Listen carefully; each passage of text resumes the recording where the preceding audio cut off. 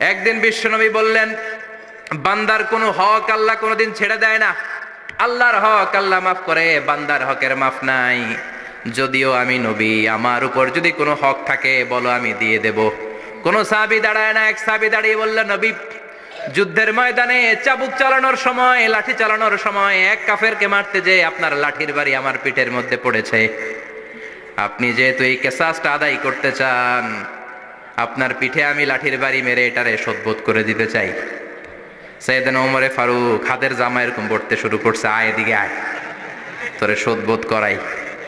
বিশ্বনবী বললেন, ওমর রাখো, এটা বান্দার হক, মিটাতে দাও। বিশ্বনবী বললেন, আসো, তুমি এসে আমার পিঠে লাঠি দিয়ে চাবুক দিয়ে বাড়ি মারো। সাহাবী বলে, ও নবী, তখন দুর্ভিক্ষের সময়ের যুদ্ধ ছিল, আমাদের গায়ে জামা ছিল না। যখন আপনি আমার চাবুকটা পিঠের মধ্যে মেরেছেন, আমার পিঠে তখন জামা ছিল না। আপনি যদি যথা নিয়মে কেসাসটা আদায় করতে চান, আপনার জামাটা খোলেন, খালি পিঠের মধ্যে বাড়িটা মারি। এবার আর ওমরে ফারুকরে ধরে কে? এদিকে আয়, তোরে দেখাইতেছি। বিশ্বনবী বললেন, ওমর থামো, মারতে দাও। বিশ্বনবী ওনার জুব্বাটা উপরের দিকে উঠালেন, পিঠের মধ্যে বাড়ি দেওয়ার জন্য ওই সাহাবীকে ডাকলেন। ওই সাহাবী বিশ্বনবীকে পিছন দিক থেকে জড়িয়ে ধরে ওই মোহরে নবুয়তের মধ্যে চুমু দিয়ে ফেলেছে। সাহাবী বললেন, নবী গো, এই নাটক করার জন্য আপনি আমারে মাফ করে দিয়েন। আপনি বিশ্বনবী, উদম গায়ে আপনারে দেখা যায় না, খালি গায়ে আপনারে দেখা যায় না। শুনেছি আপনার পিঠের মধ্যে মোহরে নবুয়ত আছে। অনেক দিনের সাধনা, জল্পনা কল্পনা, আপনার মোহরে নবুয়তে আমার ঠোঁটটা আমি লাগাবো। আপনার মোহরে নবুয়তের মধ্যে আমার ঠোঁটটা লাগিয়ে আমার ঠোঁটটারে আমি জাহান্নাম থেকে পরিত্রাণ করাবো। এজন্য প্ল্যান প্রোগ্রাম করে এতক্ষণ আপনার জামাটা খুলতে বলেছি। আপনার উপরে আমার কোনো হক নাই। আমার আব্বা মা, আমার সম্পদ, আমার জীবন আপনার জন্য কোরবান গো নবী। বিশ্বনবীর পিঠে বাম দিকে খাতামুন নবুয়া ছিল, মাহরে নবুয়া। কোন বর্ণনা এসেছে উনি এই মাহরে নবুয়া দিয়ে পিছন দিকে দেখতেন। বিশ্বনবী যখন নামাজ পড়তেন উনি বলতেন, ইস্তাকিমু ওয়া'তাদিলু ইয়ারহামুকুমুল্লাহ, কাতার সোজা করো, ফাঁকা জায়গা বন্ধ করে দাও। কারণ আমি সামনে যেমনি দেখি, পেছনেও তেমনি দেখি। অনেকে বলেন বিশ্বনবী পেছনে দেখতেন এই মাহরে নবুয়তের জায়গাটা দিয়ে। এটা ছিল বিশ্বনবীর behind CC camera, behind close circuit camera. আল্লাহু আকবার। বিশ্বনবী ছাড়া কোন নবীর পিঠে এরকম মাহরে নবুয়া ছিল নাকি? কথা বলেন। এজন্য ওই নবীরে গালি দিলে সহ্য হয়? কথা বলেন, সহ্য হয়? ফাবিমা রাহমাতিম মিনাল্লাহি লিনতা লাহুম ওয়ালাউ কুনতা ফাযযান গালিযাল কলবি লান ফাদ্দু মিন হাওলিক। আল্লাহ বললেন, ও নবী, আপনার হৃদয়টা বড় নরম, সফট হার্টেড মানুষ আপনি, কোমল হৃদয়ের মানুষ আপনি, খুশ মেজাজের মানুষ। বিশ্বনবী এত খুশ মেজাজের মানুষ ছিলেন, বিশ্বনবী যেখানেই যেতেন ওখানে মানুষের ভিড় হয়ে যেত। যেখানেই যেতেন পিছু পিছু লোকজন ছুটতো, কারণ খুশ মেজাজের তো, সফট হার্টেড, হৃদয়টা কোমল। ওনার সাথে কথাই বলতে মনে চায়, টাইম পাস করতে মনে চায়। আল্লাহু আকবার। বাচ্চাদের জন্য রহমত। ছোট বাচ্চারা বিশ্বনবীর সামনে যদি কখনো চলে আসতো, বিশ্বনবী ওনার কোমল হাতটা বাচ্চাদের মাথার মধ্যে হাত বুলিয়ে দিতে। এমন কোন বাচ্চা বিশ্বনবীর সামনে দিয়ে ক্রস করতে পারতো না যে বাচ্চার মাথায় বিশ্বনবী হাত বুলাতেন না। নাতিদেরকে অনেক আদর করতেন। হাসান আর হুসাইন রাইহানাতাইন, বিশ্বনবীর সুগন্ধি। হাসান বিশ্বনবীর কোলে উঠলে সাইয়েদনা হুসাইন কোলে ওঠার জন্য কান্না করতেন, আবার হুসাইন কোলে উঠলে হাসান কান্না করতেন। আবার সাইয়েদনা হাসান বিশ্বনবীকে ঘোড়া বানিয়ে বিশ্বনবীর পিঠের উপরে বসে বিশ্বনবীর চুল ধরে টেনে টেনে খেলা করতে। বিশ্বনবী ঘোড়া, আর ঘোড়ার বাদশা হচ্ছে হাসান। সুবহানাল্লাহ পড়বেন না? কি খুনসুটি, কি সম্পর্ক! স্ত্রীদের সাথে ভালো আচরণ, কম্প্যানিয়ন্স যারা আছে সাথীদের সাথে ভালো আচরণ, সবার সাথে ভালো আচরণ, সবার জন্য রহমত। এজন্য আল্লাহ বললেন, ওয়ামা আরসালনাকা ইল্লা রাহমাতাল লিল আলামিন। I have sent you as a mercy for the entire universe. ও নবী, আপনি সবার জন্য রহমত, আপনি সবার জন্য কল্যাণ। আপনার মধ্যে রহমতের বাড়িধারা এত বেশি, আপনি হ্যাঁ বললে শরীয়তের হুকুম হালাল হয়ে যায়। আপনি না বললে শরীয়তের হুকুম হারাম হয়ে যায়। আবার আপনি আঙ্গুল তুললে চাঁদ 2 ভাগ হয়ে যায়, জমিন থেকে পা তুললে আপনি আকাশে মেরাজে চলে যায়। কি স্ট্যাটাস! কুড ইউ ইমাজিন কি স্ট্যাটাস আল্লাহ ওনাকে দিয়েছে। উনি হ্যাঁ বললে এটা হালাল, কারণ কোনটা হালাল কোনটা হারাম এটা ওনার কাছ থেকে জেনেছে। উনি যদি বলে ইয়েস, করতে পারবেন আপনারা, হালাল, কোটি কোটি মানুষের জন্য পারমিসিবল, লিগ্যাল। উনি যদি বলেন নো, আমাদের সবার জন্য এটা হারাম, কোটি কোটি মানুষ আর করতে পারবো না। আবার উনি আঙ্গুল তুলেছেন, চাঁদ 2 ভাগ হয়েছে, পা তুলেছেন, মেরাজে চলে গিয়েছে। আল্লাহু আকবার। তার মানে এমন নবী যে নবীর হা এবং না এগুলো শরীয়তের দলিল, ঠিক কিনা? এ নবী এমন নবী, এ নবীরে বাদ দিলে কোরআন বোঝা যায় না, এ নবীরে বাদ দিলে হাদিস বোঝা যায় না, এ নবীরে বাদ দিলে নামাজ বোঝা যায় না, ঠিক কিনা? কারণ কেমন করে নামাজ পড়তে হবে এই নবী আমাদেরকে হাতে কলমে শিখিয়েছে। সল্লু কামা রাআইতুমুনি উসাল্লি, আমি যেমনি সালাত পড়ি তেমনি পড়ো। বিশ্বনবী যেমন শিখিয়েছেন তার বাইরে অন্য কোন নিয়মে সালাত পড়লে হবে নাকি? কথা বলেন। ফজরের সালাত 2 রাকাত, আপনি যদি পড়েন 3 রাকাত, কবুল হবে নাকি? 4 রাকাত পড়লে, 6 রাকাত, 12 রাকাত এরকম পড়লে মাইর আছে না নাই? কবুল হবে না। অনেক বেশি পড়েছেন, সময়ও দিয়েছেন বেশি, কবুল হবে না। কেননা বিশ্বনবী যেভাবে শিখিয়েছে ওইভাবে পড়েন নাই তো, ঠিক কি না? আবার বিশ্বনবী যেমন রোজা রেখেছেন তেমন রাখতে হবে। কেমন করে রোজা রাখতে হয় বিশ্বনবী শেখালেন। ফজর থেকে শুরু করে সন্ধ্যা পর্যন্ত রোজা রাখবেন। আপনি সকাল থেকে শুরু করে আসর পর্যন্ত রেখে আসরের পর ইফতারি করলে হবে নাকি? কথা বলেন। কারণ বিশ্বনবীর পদ্ধতিতে হয় নাই। আবার এই নবীকে বাদ দিলে হজ বোঝা যায় না, কেননা এই নবী কেমন করে হজ করতে হয় আমাদেরকে শিখিয়েছেন। বিশ্বনবী ওনার পুরো জীবনে 4টা উমরা করেছেন, একটা মাত্র হজ করেছেন। আর বলেছেন খুযু আন্নী মানাসিকাকুম, কেমন করে হজ করতে হয় আমার কাছ থেকে তোমরা শিখে নাও। হজের সিস্টেম কি আমার থেকে শিখে নাও। মাত্র একবার হজ করেছেন, তাতেই হজের সব আহকামগুলো আমাদের কাছে ক্রিস্টাল ক্লিয়ার, স্বচ্ছ কাচের মতো, স্ফটিক কাচের মতো, স্বচ্ছ পানির মতো এত সুন্দর তিনি বর্ণনা দিয়েছেন। এই বর্ণনার উপর ভিত্তি করে লক্ষ লক্ষ মানুষ গোটা বিশ্ব থেকে কাবার প্রান্তরে জমা হয়, ঠিক কিনা? মাসাবাতান লিন্নাসি ওয়া আমনা, গোটা বিশ্বের মানুষের মিলন কেন্দ্র। আপনি যখন মসজিদুল হারামে যাবেন, মসজিদে নববীতে যাবেন, দেখবেন আজান হয়ে গেলে লক্ষ লক্ষ মানুষ কাবার দিকে ছুটে, ঠিক কিনা? আজান হওয়ার সাথে সাথে শারে আল হিজরা দিয়ে, জারওয়াল দিয়ে, গাজ্জা দিয়ে, আজিয়াদ রোড দিয়ে পঙ্গপালের মতো মানুষগুলো কাবা কেন্দ্রিক হতে শুরু করে। কারণ কাবা হচ্ছে অ্যাসেম্বলি পয়েন্ট, গ্যাদারিং পয়েন্ট, এটা মিলন কেন্দ্র। এই কাবাকে কেন্দ্র করে প্রতিদিন লক্ষ লক্ষ মানুষের মিলন মেলা বসে। চিল্লায় বলেন ঠিক কিনা? কেমন করে হজ পালন করবেন বিশ্বনবী শেখালেন। কারণ বিশ্বনবীরে বাদ দিলে হজ বোঝা যায় না। তার মানে বুঝলাম উনি হ্যাঁ বললে হালাল, না বললে হারাম। উনারে বাদ তো কোরআন বাদ, উনি বাদ তো হাদিস বাদ। কথা বলেন। উনি বাদ তো নামাজ বাদ, উনি বাদ তো রোজা বাদ, উনি বাদ তো হজ বাদ। এজন্য উনারে বাদ দিলে কোরআন বোঝা যায় না, নামাজ বোঝা যায় না, উনারে বাদ দিলে হজ বোঝা যায় না। তাই উনার সাথে যারা বেয়াদবি করবে ওদেরকেও এমনি এমনি ছেড়ে দেয়া যায় না। বিশ্বনবীর সাথে যদি বেয়াদবি করে এটা অনেক বড় ধরনের বেয়াদবি, এটা রাষ্ট্রীয় আইন করে ওকে শাস্তি দিতে হবে, ঠিক কিনা? বিশ্বনবীর বিরুদ্ধে যদি ব্লগে কিছু লিখে, কেউ ব্লগ লিখে, বিশ্বনবীর পারিবারিক জীবন নিয়ে যদি কেউ কটু কথা বলে, বাজে মন্তব্য করে, বিশ্বনবীর ব্যাপারে যদি শাহবাগের চত্বর থেকে, প্রজন্ম চত্বর থেকে কোনো কথা বলে, ওই বেয়াদব গুলারে ফাঁসির রশিতে ঝুলানোর দরকার আছে না নাই? Very sensitive issue. বিশ্বনবীর সম্মান গোটা উম্মার সম্মান। কারণ বিশ্বনবী বাদ তো পুরো ইসলাম বাদ। এজন্য আমার নবীর বিরুদ্ধে কথা বললে ওর সাথে আমাদের কোনো কথা নাই। চিল্লায় বলেন ঠিক কিনা? এই সেনসিটিভ ইস্যুতে আমরা সবাই এক।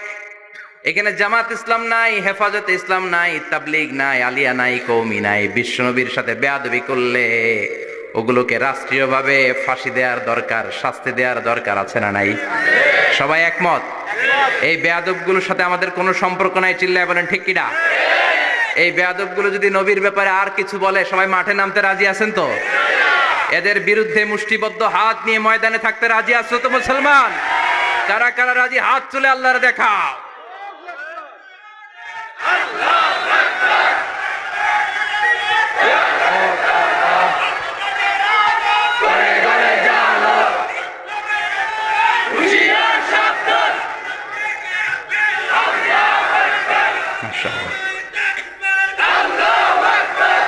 আল্লাহ তুমি কবুল করো। বিশ্বনবীর ভালোবাসা যেন আমরা অন্তরে রাখতে পারি, তুমি তৌফিক দাও। বিশ্বনবীর অনুসরণ এবং ভালোবাসা ছাড়া আল্লাহকে পাওয়া যাবে? আল্লাহকে যে পাইতে চায় হাজরাতের অনুসরণে, আরশ কুরসি লৌহ কালাম না চাইতে পেয়েছে সে। হাজরাতের অনুসরণে আরশ কুরসি লৌহ কালাম না চাইতে পেয়েছে সে। সুবহানাল্লাহ পড়েন। এজন্য আল্লাহ বললেন, নবী আপনাকে আমি গোটা বিশ্বের মানুষের জন্য রহমত করে পাঠালাম, আবার আপনার চরিত্রটা গোটা বিশ্বের মানুষের জন্য আমি মডেল করে দিলাম। আল্লাহু আকবার।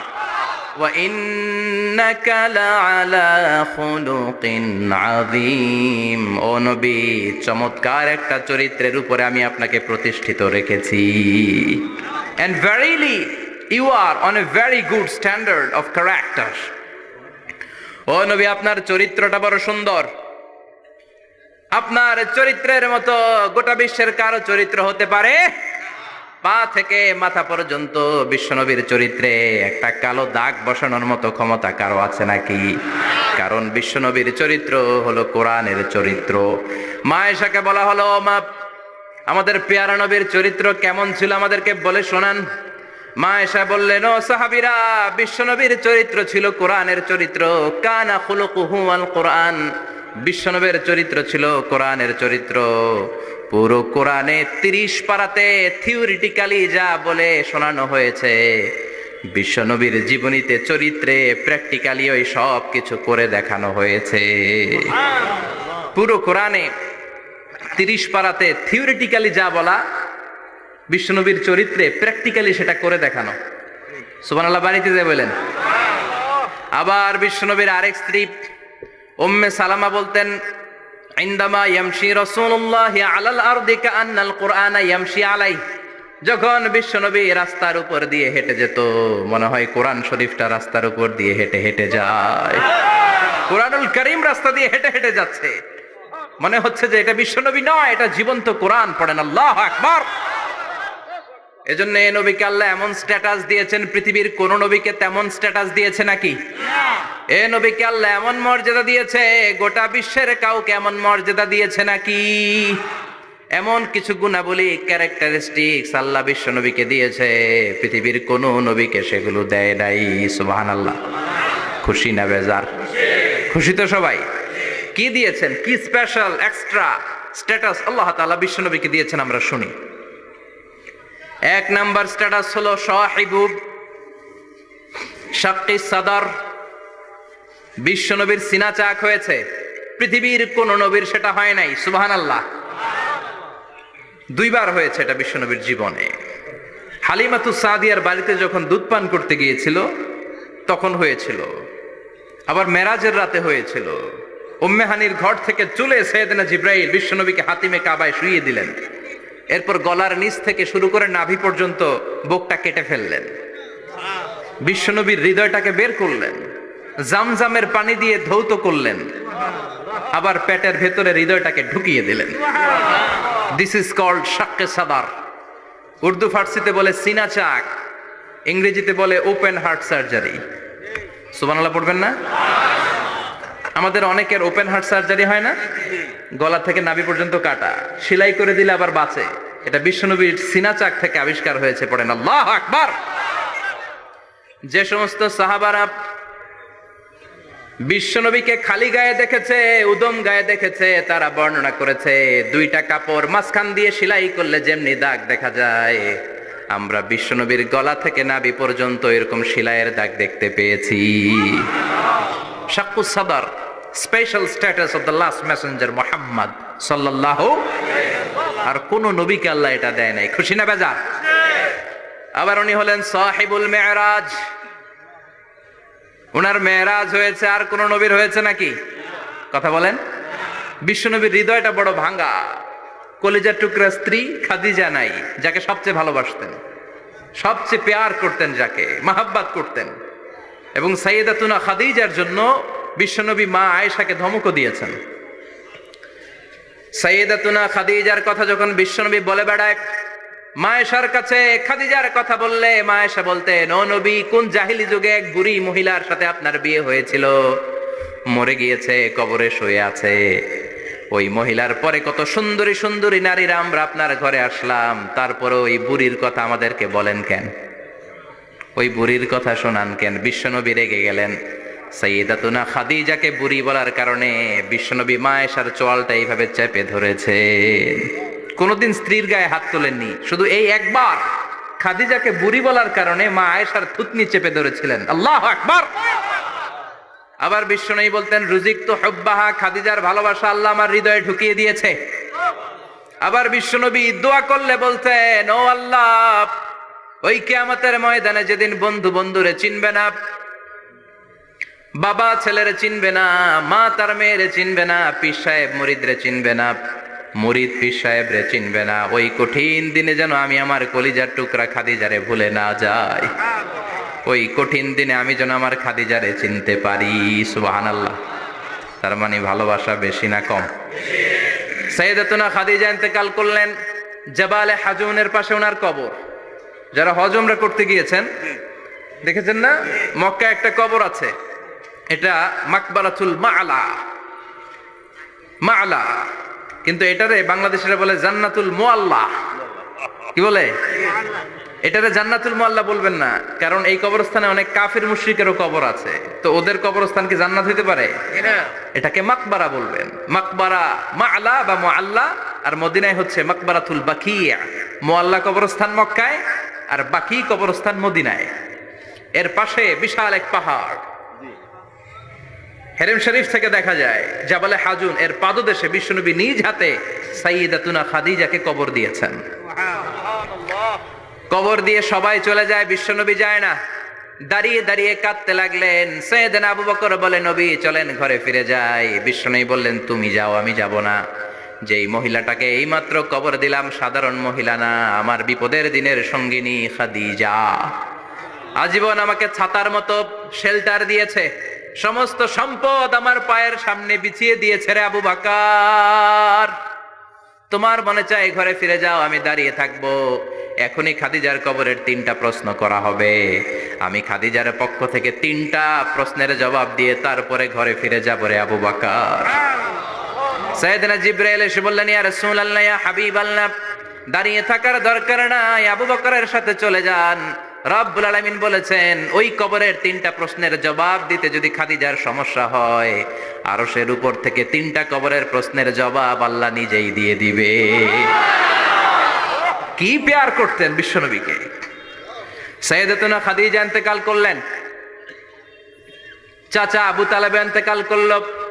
দাওয়াত দেওয়ার জন্য বিশ্বনবী ওই তায়েফের ময়দানে গেলেন। তায়েফের ছেলেরাও পাথর মেরে বিশ্বনবীর দেহটারে ঝাঁঝরা করে দিল। বলেন ঠিক কিনা?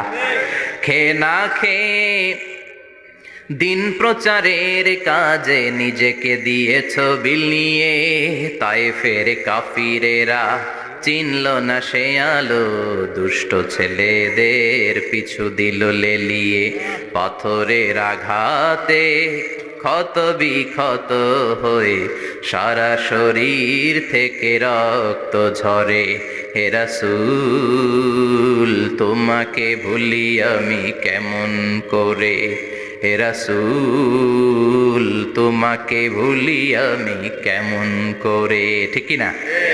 খাদিজা নাই, আবু তালেব নাই, তায়েফে যে মার খেয়ে আসলেন, অন্তরটা একেবারে ভাঙা, আর মন বসে না, কিচ্ছু ভাল লাগে না। বিশ্বনবীর মনের ভেতরে হাহাকার। বিশ্বনবীর মনে হলো, ডানে বায়ে দুনিয়ায় আমার মনে হয় কেউ নাই। বিশ্বনবী দুনিয়ায় বসে কষ্ট পায়, আরশের উপর থেকে এগুলো দেখে কে? আল্লাহ প্ল্যান করছেন কেমন করে আমার বন্ধুর মনটারে ভালো করা যায়। বিশ্বনবীকে স্পেশাল সারপ্রাইজ দেওয়ার জন্য আল্লাহ প্ল্যান করলেন। জিব্রাইল ডেকে বললেন, ও জিব্রাইল, আমার পেয়ারা নবীকে স্পেশাল সারপ্রাইজ দিব, কিন্তু এই সারপ্রাইজের গিফটটা তোমার হাত দিয়ে আমি দিতে চাই না, তুমি দিয়ে আসলে হবে না। আমার পেয়ারা নবীকে দুনিয়া থেকে টান দিয়ে আমার আরশের উপরে নিয়ে আসো।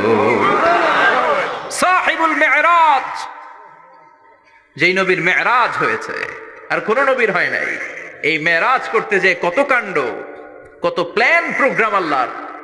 টাইমের স্পিডকে আল্লাহ থামিয়ে দিলেন।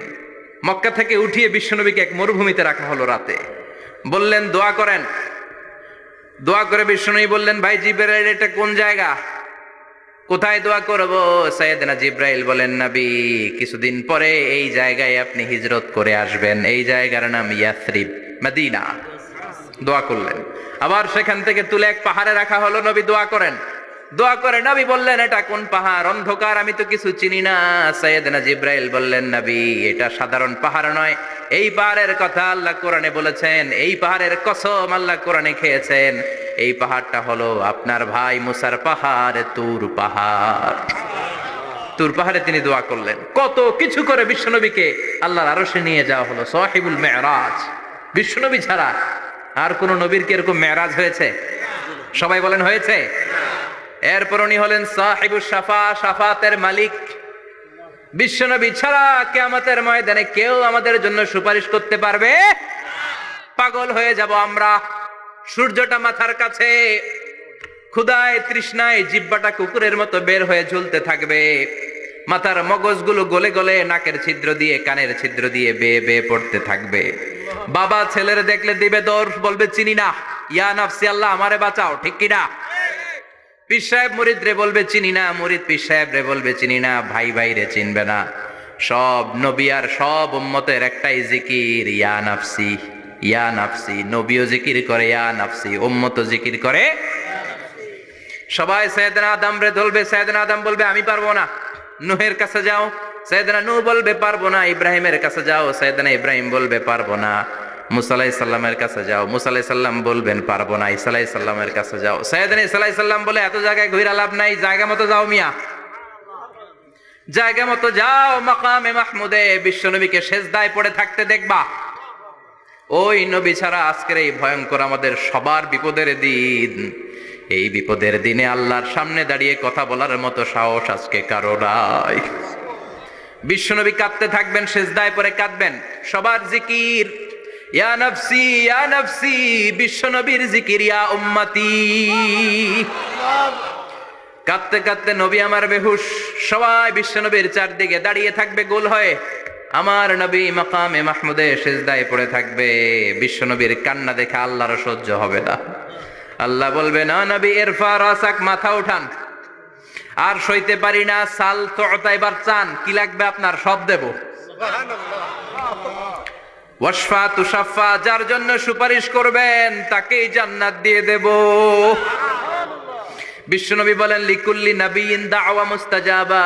সব নবীর দুনিয়াতে একটা স্পেশাল দোয়া ছিল, এটাকে বলে দাওয়া মুস্তাজাবা। এই দোয়াটা করলেই কবুল করে নিয়েছে কে? আল্লাহ। সব নবীর ওই দোয়াটা দুনিয়াতেই করেছেন, শুধুমাত্র কেবলমাত্র বিশ্বনবী তার স্পেশাল দোয়াটা আজ পর্যন্ত, এখন পর্যন্ত করে নাই। বিশ্বনবী বলেন, ওয়া ইন্নী আখতাবিউ দাওয়াতি শাফাআতান লি উম্মতি ইয়াউমাল কিয়ামাহ। আমি আমার দোয়াটা, আমি আমার স্পেশাল সাপ্লিকেশনটা কিয়ামতের দিন, কঠিন মুসিবতের কালে তোমরা যখন বিপদে পড়ে যাবা, আমার স্পেশাল দোয়াটা ওই দিন করে আমি তোমাদের সুপারিশ করে জান্নাতে পাঠায়া দেব। সাহিবুস শাফা। বিশ্বনবী ছাড়া কথা বলার মতো ক্ষমতা, স্পর্ধা, সাহস সেদিন কারো থাকবে না। চিৎকার করে বলেন ঠিক কিনা? আবার উনি সাহিবুল কাউসার, উনি কাউসারের মালিক। আল্লাহ ওনাকে কাউসার দিবেন। অন্য নবীদেরও দিছে না? কথা বলেন, কাউসার দিয়েছে। কি মজার পানি, আহলা মিনাল আসাল, মধুর চাইতেও মিষ্টি। সুইটার দেন হানি, মধুর চাইতেও মিষ্টি। আব্রাদু মিনাস সালজ, বরফের চাইতেও ঠান্ডা। আবিয়াদু মিনাল লাবান, দুধের চাইতেও সাদা। এক ঢোক যে পান করবে আজীবনের জন্য তৃষ্ণা চলে যাবে। সাহিবুল কাউসার, তৃষ্ণার চোটে আমরা পাগল পারা হয়ে বিশ্বনবীর কাউসারের দরবারে যাব। বিশ্বনবী পেয়ালার মধ্যে করে করে আমাদেরকে কাউসার পিলাবেন। এই কাউসারের ক্ষমতাও রব্বুল আলামিন পৃথিবীর কোন নবীকে দেন নাই। সব নবীরাও বিশ্বনবীর কাছে চেয়ে চেয়ে কাউসার সেদিন খাবে। সুবহানাল্লাহ পড়বেন না? সাহিবুল কাউসার, সাহিবুল মি'রাজ, সাহিবুল শাফাআহ, সাহিবুল মাকাম আল মাহমুদ। আজানের পরে দোয়াতে বলি না, আতি মুহাম্মাদিনিল ওয়াসিলাতা ওয়াল ফাদিলা ওয়া বা'আথু মাকামান মাহমুদা। ও আল্লাহ, আমার নবীর আপনি মাকামে মাহমুদ দেন। মুফাসসিরিন ইকরাম, মুহাদ্দিসিন ইকরাম এই মাকামে মাহমুদ কি এটার ব্যাখ্যা করতে যে হয়রান হয়েছেন। কেউ বলেছেন কিয়ামতের ময়দানে বিশাল একটা সিংহাসন, কেউ বলেছে জান্নাতের মধ্যে একটা সিংহাসন, কেউ বলেছে না না, আমার আল্লাহর আরশের পাশে স্পেশাল একটা জায়গা আছে, ওই জায়গাটার নাম হলো মাকামে মাহমুদ। ওখানে বিশ্বনবী বসবেন। এই নবীর সাথে কারো স্ট্যাটাসের কোনো তুলনা চলে? কথা বলতে হবে। এই নবীরে গালি দিলে কলিজায় আগুন লাগে না? এই নবীর বিরুদ্ধে কথা বললে মুসলমান সইতে পারে? এমন স্ট্যাটাস আল্লাহ বানালেন, এত মর্যাদা আল্লাহ দিলেন, এত সম্মান দিলেন, গোটা বিশ্বের কোন নবীরে দেয় নাই।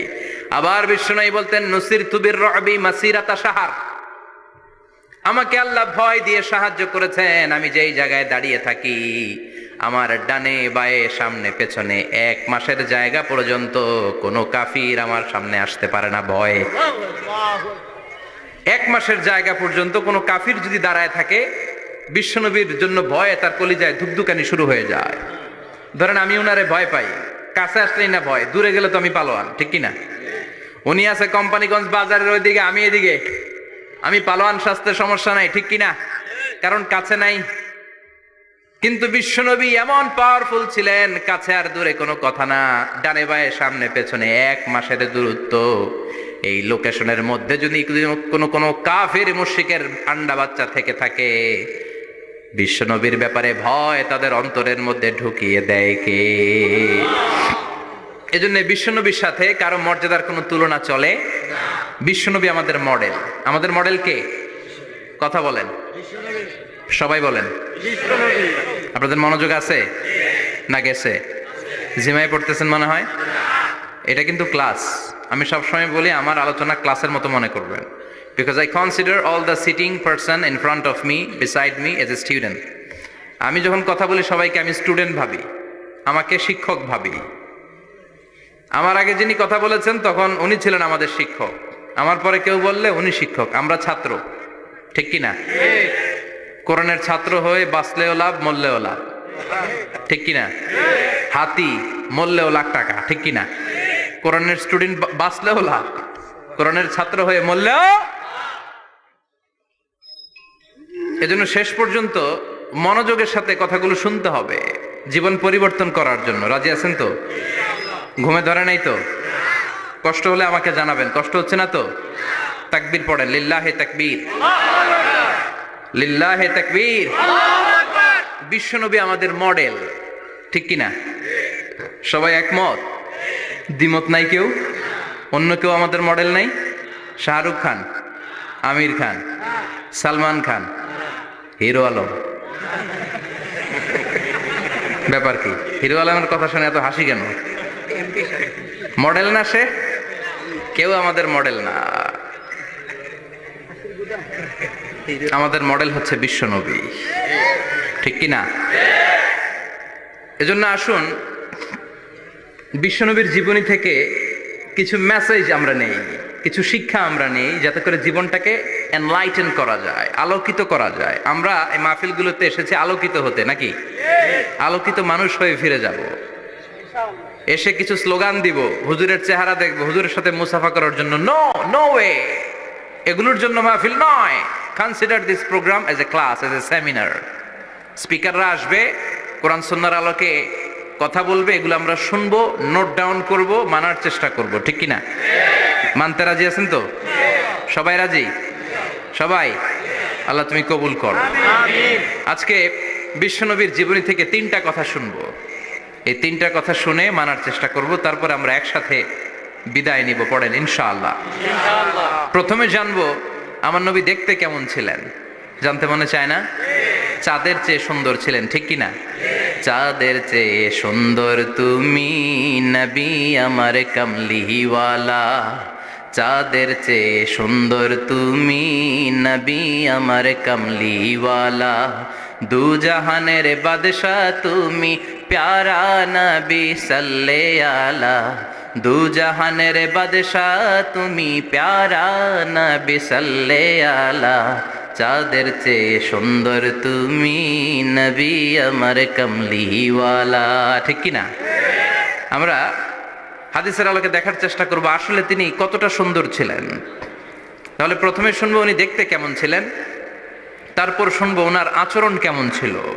দেখতে কেমন ছিলেন মানে বাহিরটা কেমন, আর আচরণ মানে ভিতরটা কেমন, ঠিক কি না? 3 নম্বরে আমরা শুনবো ওনার মেধা, বুদ্ধি, ইন্টেলেকচুয়াল ক্যাপাসিটি কেমন ছিল। কষ্ট হয়ে যাচ্ছে না তো? আলোচনা কঠিন মনে হচ্ছে? তাহলে প্রথমে শুনবো ফিজিক্যাল ক্যারেক্টারিস্টিক্স, তারপরে শুনবো বিহেভিয়ারিয়াল ক্যারেক্টারিস্টিক্স, এন্ড ফাইনালি আমরা শুনবো ইন্টেলেকচুয়াল ক্যারেক্টারিস্টিক্স। প্রথমে শুনবো দেখতে কেমন, তারপরে শুনবো আচরণ কেমন, এরপরে শুনবো বুদ্ধি কেমন। পড়েন ইনশাআল্লাহ। শুনতে রাজি আছেন তো? প্রথম পয়েন্টে আমরা শুনবো আমার নবী দেখতে কেমন ছিলেন। বিশ্বনবী ঈসা ইসলাম দেখতে অনেক সুঠাম একজন মানুষ ছিলেন, শক্তিশালী একজন পুরুষ ছিলেন, অসাধারণ একজন পার্সোনালিটি ছিলেন, ঠিক কি না? উনি এত শক্তিশালী ছিলেন, বিশ্বনবী বলতেন আমার ডান হাতের ভেতরে আল্লাহ জান্নাতের 40 জনের শক্তি ঢুকিয়ে দিয়েছে। উনি মক্কার সবচেয়ে বড় কুস্তিগির রুকানাকে ধরে মাটিতে 3 বার আছাড় মেরেছেন। শক্তি বেশি না কম? সুবহানাল্লাহ পড়বেন না? বিশ্বনবীর এই বুকটা ছিল উঁচু, পেটটা ছিল চাপা, 6 প্যাক। কয় প্যাক? আপনাকে কয় প্যাক? আমার কয় প্যাক? আহা, বিশ্বনবীর 6 প্যাক। তবে শেষকালে একটু গায়ে গোশত বেড়ে গিয়েছিল, কিন্তু ইয়াং অবস্থায় 6 প্যাক। এই মুরাদনগরে জিমনেশিয়াম নাই? আছে। ইয়াং ছেলেরা দেখবেন তারা ডায়েট করে, they are on diet in order to keep fit. Keep fit, always fit থাকবা মিয়া। যৌবনকে ধরে রাখতে হবে, ঠিক কি না? কারণ যুবকরা যদি ভালো পথে চলে ভালো থাকবে বাংলাদেশ, যুবক যদি পথ হারায় হায় হায় করবে বাংলাদেশ, ঠিক কি না? যুবকদের মধ্যে আছে প্রাণ ঢালা শক্তি আর উচ্ছ্বাস, তাদের গায়ের রক্ত গরম, তারা চাইলে অনেক কিছু করতে পারে। এই যে কিছুদিন আগে কোটা বিরোধী আন্দোলন হলো, নিরাপদ সড়ক চাই আন্দোলন হয়েছে না? আমি অবাক হয়েছে, আমি মালয়েশিয়াতে ছিলাম, ছোট্ট ছোট্ট ছেলে মেয়েরা কেমন করে রাস্তায় চলতে হয়, দুঃখজনক হলেও সত্যি আমাদের পুলিশ পোশাকি বাহিনী করে দেখাইতে পারে নাই। ছোট্ট ছোট্ট শিশুরা আমাদেরকে লজ্জিত করেছে, চিৎকার করে বলেন ঠিক কিনা? কিন্তু এত সুন্দর ইনিশিয়েটিভ নেয়ার পরে আমাদের পক্ষ থেকে যে আচরণ পাওয়ার কথা ছিল এটা তারা পায় নাই। কথা বলেন। কিছুদিন আগে নোয়াখালী বিজ্ঞান ও প্রযুক্তি বিশ্ববিদ্যালয়ে আমি দেখে অবাক, সেখানকার যুবকরা ইনিশিয়েটিভ নিয়েছে যে হাজার হাজার ছেলে মেয়েরা ভর্তি পরীক্ষা দিতে আসবে, এদেরকে আমরা ফ্রিতে খাওয়াবো, ফ্রিতে থাকতে দেব। নোয়াখালী করে গালি দিয়েন না, আগে মতো করে দেখান। অসাধারণ কাজ করেছে, গোটা বিশ্ব দেখেছে, ঠিক কি না? কুমিল্লার সন্তানরাও পারে, চট্টগ্রামের ছেলেরাও পারে, বরিশালের ছেলেরাও পারে। যুবকদেরকে শুধু এক হতে দেয়া দরকার। যুবকরা যদি এক হতে পারে তাহলে সমাজে আর কোনো অন্যায় অনাচার থাকতে পারে না। বিশ্বনবী যখন যুবক একটা সংগঠন করেছিলেন, নাম হালাফুল ফুদুল। হালাফুল ফুদুল করেছিলেন, ওনার বয়সের 15-20 বছরের সবাইকে এক প্ল্যাটফর্মে নিয়ে এসেছেন, হাতে হাত রেখে শপথ করেছেন, দে টুক অ্যান ওথ, কোনো টেন্ডারবাজি চলবে না, চাঁদাবাজি চলবে না, মাস্তানি চলবে না, ইফটিজিং চলবে না, মেয়েদের ওন্না ধরে টানাটানি চলবে না, খাদ্যে ভেজাল চলবে না, ওজনে কম চলবে না, অন্যায়গুলো সমাজ থেকে দূর করে দিতে হবে। চিৎকার করে বলেন ঠিক কিনা? এজন্য যুবকরা যদি ইসলাম মানে ভালো থাকবে বাংলাদেশ, যুবকরা যদি কোরআন মানে নিরাপদে থাকবে আমার লাল সবুজের পতাকা। এজন্য যুবকদেরকে সংঘবদ্ধ হতে হবে, যুবকদের জন্য ইসলাম প্র্যাকটিস করার সুযোগ আমাদের জন্য বাড়াইতে হবে। এজন্য যুবক ভাইয়েরা অলওয়েজ কিপ ফিট, ফিট থাকবা, এক্সারসাইজ করবা, খেলাধুলা করবা, জিমনেশিয়ামে যাবা। কারণ আল মুমিনাল কবি খায়রুম মিনাল মুমিনাদ দাঈফ, বিশ্বনবী বলেছেন শক্তিশালী মুমিন দুর্বল মুমিনের চাইতে আল্লাহর কাছে অনেক বেশি প্রিয়। সুবহানাল্লাহ। কারণ আমরা যারা দুর্বল জিহাদের ময়দানে আমরা এক দৌড় দিয়া বেহুশ, ঠিক কিনা? এই যে 71 সালে পাক হানাদার বাহিনীদের সাথে যুদ্ধ করছে কি বুড়া মানুষেরা? না, আমার দামাল ছেলেরা, যুবক ভাইয়েরা। বিশ্বনবী সাল্লাল্লাহু আলাইহি ওয়াসাল্লাম অলওয়েজ ফিট থাকতেন। আমরা শুনছিলাম উনি দেখতে কেমন ছিলেন? 6 প্যাক ছিলেন। কি ছিলেন? 6 প্যাক বুঝুন তো? এখানে 6টা প্যাক থাকে, মুরব্বীরা কয় না বুঝি না। আচ্ছা, 6টা প্যাক মানে খুবই স্ট্রং, খুবই স্ট্রং ছিলেন। সুবহানাল্লাহ পড়েন। ওয়া কানা কাফফুহু আলিয়ানু মিনাদ দিবাজ। বিষ্ণুবীর হাত, এই হাতের তালু রেশমের কাপড়ের চেয়ে বেশি সফট ছিল। Softer than silk, softer than silk, সিল্কের চাইতেও বেশি সফট। সিল্কের কাপড় চিনেন না? জর্জেটের কাপড় ধরতে কোমল লাগে, মোলায়েম লাগে। বিশ্বনবীর হাতের তালু এর চাইতেও মোলায়েম। এই জন্য এই মোলায়েম হাত যদি কেউ মুসাফা করার সুযোগ পাইতো, কেউ আর হাত ছাড়তে চাইতো না। আর বিশ্বনবীর অভ্যাস ছিলেন, বিশ্বনবী কারোর সাথে মুসাফা করলে যার সাথে মুসাফা করেছেন উনি হাত টেনে না নিলে বিশ্বনবী ওনার হাত টেনে নিতেন না। আল্লাহু আকবার পড়বেন না? কি অসাধারণ ব্যক্তিত্ব ছিল। হাতের তালু ছিল সফটার দেন সিল্ক। ওয়া কানা রাবাআতাম মিনাল কওম লাইসা বিত-তাবিল ওয়ালা বিল কাসীর। বিশ্বনবী দেখতে একজন মাঝারি গড়নের লোক ছিলেন, খুব লম্বাও না খুব খাটোও না। খুব বেশি লম্বাদেরকে ভাল লাগে?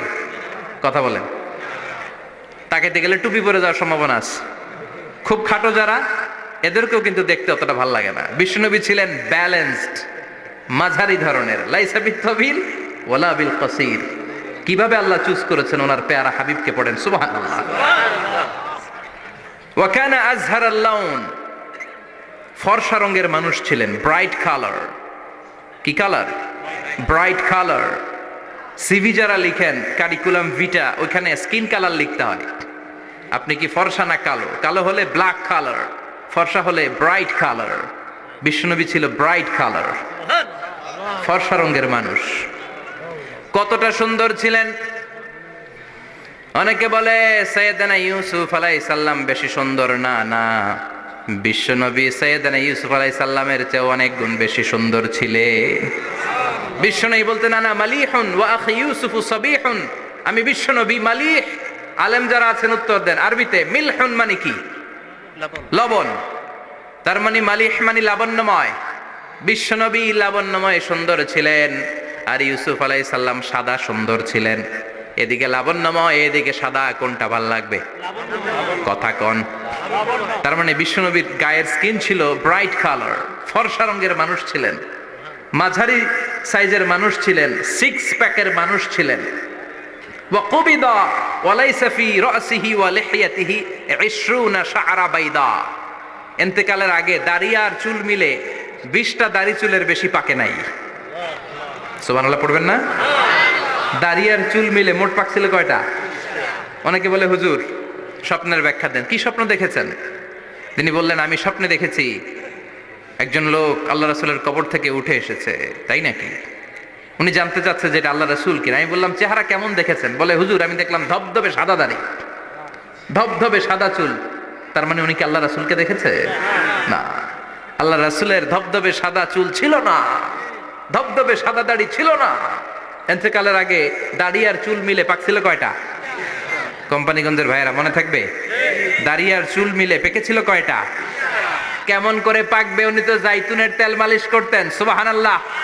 এজন্য আল্লাহ কসম করে বললেন ওয়াত্তিনি ওয়াজ-জাইতুনি ওয়া তুরি সিনিন ওয়া হাযাল বালাদিল আমিন। 3 ফলের কসম, জাইতুনের কসম। এই 3 জাইতুন যারা খাবে তাদের দাড়ি চুল সহজে পাকবে না। জাইতুন চিনেন? Olive oil. জলপাই আছে না? আরব দেশের জলপাইকে বলে জাইতুন। তাম্বুতু বিদ্দিহিনি ওয়া সিবগিল লিল আকিলিন। এটার অনেক কাজ। এটা খাওয়া যায়, মালিশ করা যায়, আবার এই জাইতুনের ডাল ভেঙে মেসওয়াকও করা যায়। বলেন ঠিক কিনা? বিশ্বনবী বলতেন নি'মাস সিওয়াকিয়া জাইতুন। জাইতুনের ডালের মেসওয়াক কতই না চমৎকার মেসওয়াক। ফা ইন্নাহা সিওয়াকি ওয়া সিওয়াকুল আম্বিয়া মিন ক্বাবলি, কেননা জাইতুনের ডাল আমার মেসওয়াক, আর আমার আগে যত নবী দুনিয়া এসেছে সব নবীরা জাইতুনের ডাল দিয়ে মেসওয়াক করেছে। এই জাইতুনের তেল আপনার বাজারে পাবেন, অলিভ অয়েল বলে জিজ্ঞেস করলেই দিয়ে দিবে। কি অয়েল? এটা দাড়িতে মাখলে দাড়ি পাকে না, দেরিতে পাকে। চামড়ায় লাগালে ম্যাসেজ করলে চামড়ার ভাঁজগুলো পড়বে না, আপনার স্কিন সুন্দর থাকবে। বিশ্বনবী এটা মাখতেন, এজন্য দাড়ি আর চুল তেমন একটা পাকে নাই। আওয়াজ করে পড়তে হবে আল্লাহু আকবার। তুলুশ শাআর ইলা শাহমাতাইল উযুন। এবার শুনি বিশ্বনবীর চুল কেমন ছিল। বিশ্বনবীর চুল মাঝে মাঝে এই কানের লতি বরাবর আসতো। ইলা শাহমাতাইল উযুন মানে বড় চুল রাখতেন। হেয়ার কাটটা ছিল লং হেয়ার কাট, মাঝে মাঝে কানের লতির মাঝামাঝি, আর কখনো কখনো কাঁধ বরাবর। ইলাল মানকিবাইন, তিন সিস্টেমে রাখতেন, কানের মাঝ, কানের লতি, কাঁধ বরাবর। ইয়াংরা মহা খুশি যে বড় চুল রাখার দলিল পাইছি। সুন্নতের নিয়তে রাখতে হবে, একটা ভদ্র কাটিং হইতে হবে। আর ইউনিভার্সিটি আর স্কুলের স্টুডেন্ট হলে ইউনিভার্সিটির ড্রেস কোড, হেয়ার কাট মেনে চলতে হবে, ঠিক কি না? আর সুন্নাতের নিয়তে যদি রাখতে চাও একটা ভদ্রতা থাকতে হবে, একটা সৌন্দর্য থাকতে হবে। ইদানিং অনেক ছেলেরা খুব অদ্ভুত কাটিং দেয়, এই হেয়ার কাটগুলো নিষিদ্ধ।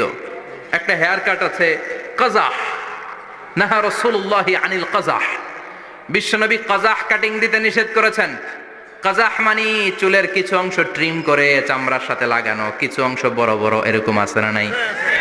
এটারে আমি বলি ঘোড়া কাটিং। কি কাটিং? ঘোড়া কাটিং। ঘোড়ার মাথায় এরকম লম্বা চুল আছে না নাই? কেউ যদি এখানে থেকে থাকো মাইন্ড করো না, নেক্সট ডে আর এই হেয়ার কাট নিবা না, ঠিক কি না? রাজি আছি তো? আমার যুবকরা পছন্দ করে বেশি, আমিও পছন্দ করি ওদেরকে খুব বেশি। ওরা আমার কথা বুঝে বেশি, আমিও ওদের হৃদয়ের কথা বুঝি বেশি, এজন্য এগুলো ভালোবেসে বলি। যদি কেউ নিয়ে থাকো এই নিষিদ্ধ হেয়ার কাট, সামনে আর নিবা না, ইনশাআল্লাহ। পড়ো আর জোরে ইনশাআল্লাহ। ওয়া কানা ইউফাররিকু বাইনা শা'রি, চুলের মাঝখানে বিশ্বনবী সিতি করতেন। আপনারা কাজী নজরুল ইসলামের ছবি দেখেছেন? দেখবেন যে উনি মাঝখানে সিতি করতেন। বিশ্বনবী এভাবে মাঝখানে সিতি করে সিতির মাঝখানে আতর ঢেলে দিতেন। কেন ঢেলে দিতেন? যেখানেই সেজদা দিতেন ওই জায়গায় আতরের ঘ্রাণে আমোদ হয়ে যেত। আরিদুস সদর, বুকটা ছিল প্রশস্ত। ওয়া কানা বাইনা কাতিফাইহি খাতামুন নবুওয়া, আর পিঠের মধ্যে কাজিররিল হাজালা, কবুতরের ডিমের মতো একটা মাহরুন নবুওয়া ছিল। উনি যে শেষ নবী, উনি যে প্রফেট, দ্য লাস্ট মেসেঞ্জার, এটা প্রমাণ আল্লাহ সিল মেরা দিছে। বাম দিকের কাঁধে, ডান দিকে না। কোন দিকে?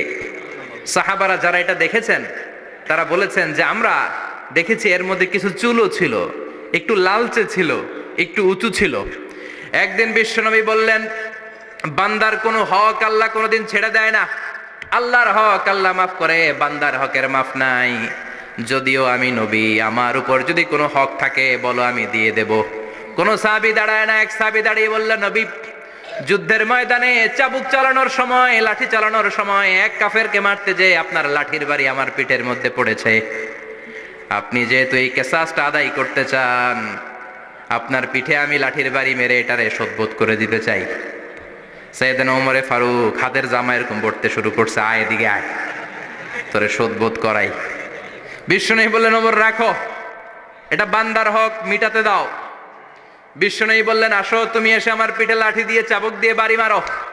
সাহাবী বলে, ও নবী, তখন দুর্ভিক্ষের সময়ের যুদ্ধ ছিল, আমাদের গায়ে জামা ছিল না।